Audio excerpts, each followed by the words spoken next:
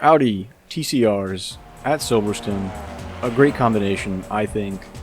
So far we've got some pretty competitive lap times. This one came out at a 2:01.9. The fastest I've seen have been in the 1:59s. I think if we can fix turn 1 and maybe the Vale chicane, we can get this down to an optimal of 2:05-ish. But let's get the lap started. Coming up first is turn 1.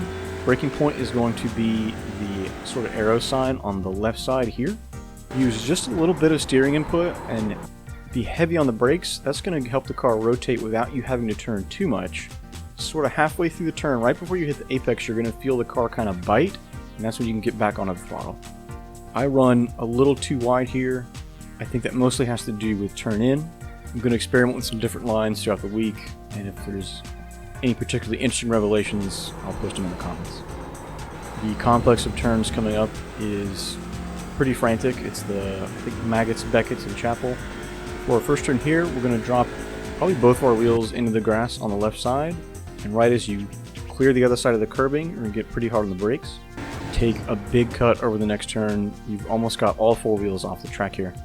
On the next one, we're going to do a jab of the brakes, shift down to fourth, and sort of throw the car to the left all at the same time. It's going to help you rotate the car. Really important for setting up the exit of the turn that's coming up because you have a huge straight coming. And again, take a lot of curb. A little out on the brakes here as we throw the car back to the right, stay in fourth gear, try to keep the wheel at around 90 degrees, and once you see the exit of the turn, be back on full throttle.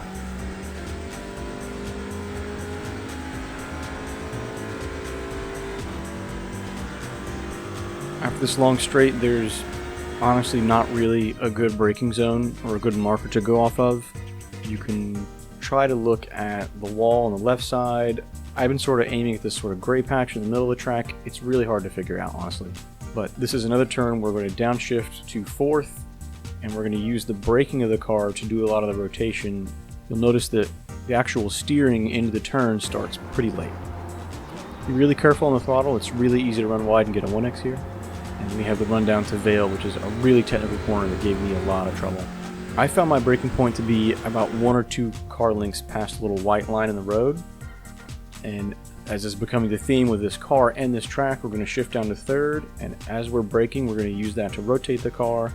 When you shift into third, throw it to the left, and again, we're going to take a lot of curb here. Big cut, a quick burst of throttle to get some momentum, and back off a little bit, shift early up to fourth, and again, I'm going to keep steering at about 90 degrees. Getting a good exit out of here is really tough, and it depends basically on how your tires are doing.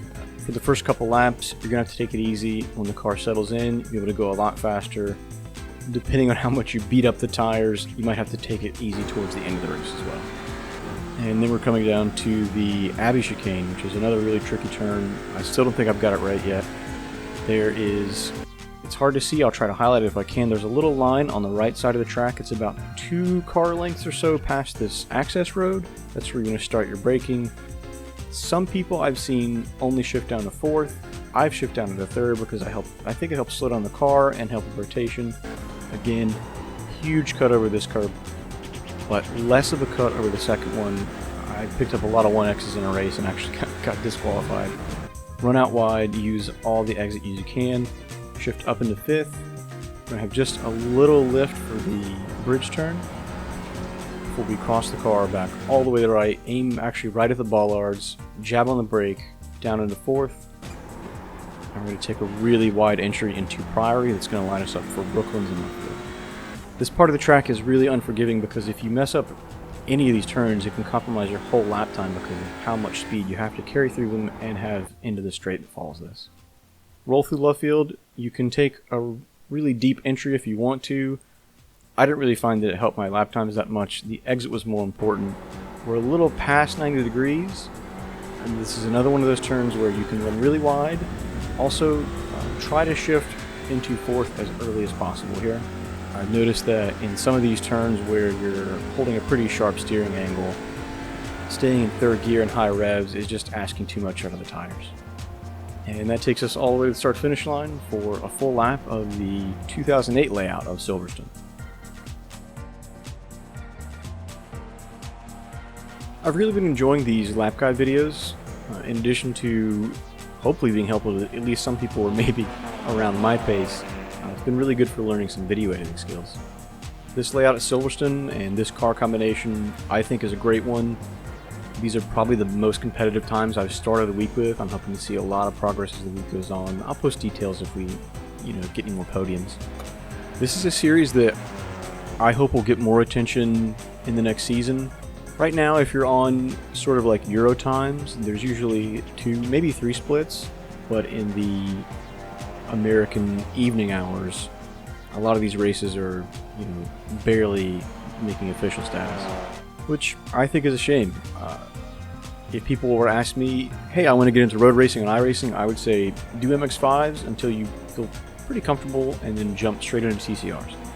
It's a car with a fixed setup, which is really friendly to new users. It's got great aero, and it will teach you a lot about, again, using the brake pedal to control the car. I'm going to dive more into this when we get into sort of our instructional series, but I can't stress this enough to anyone watching this. The brake pedal isn't just there to slow the car down. It does so much more than that.